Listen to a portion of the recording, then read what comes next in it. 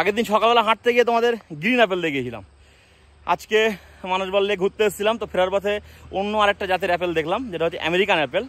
তো সেই অ্যাপেলটা একদম লাল লাল হয়ে গেছে, মানে সাইজটা এখনও সেভাবে হয়নি, কিন্তু দেখো লাল লাল হয়ে গেছে, সবে পাক ধরেছে। খুব বড় কিন্তু এই অ্যাপেলগুলো হয় না। হ্যাঁ, এই অ্যাপেলগুলো মিডিয়াম সাইজের হয়, সাইজটা কিন্তু ওই রকমই আছে, বড় বিলাতি কুলের মতো, কিন্তু লাল লাল হয়ে গেছে। আগের দিন যে গ্রিন অ্যাপেল দেখেছিলাম, যেহেতু গ্রিন অ্যাপেল তো আর লাল হয় না, সেই জন্য, কিন্তু তবুও পাকেনি। বাট এটার সিচুয়েশন কি সেটা একটু দেখবো।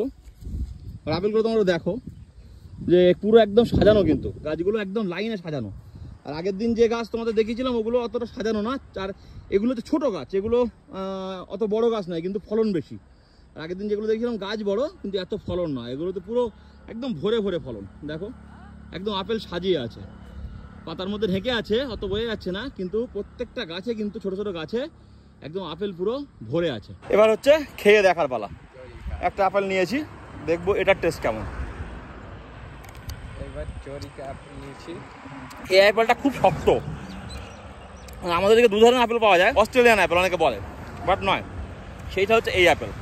কিন্তু অতটা টক নয়, অনেকটা মিষ্টি হয়ে গেছে। এই অ্যাপেলটা কিন্তু এখনো মনে হচ্ছে খাওয়া যাবে, কিন্তু ওই অ্যাপেলটা কিন্তু যেটা সকালে পেরেছিলাম এটা খাওয়ার মতো সিচুয়েশন ছিল না।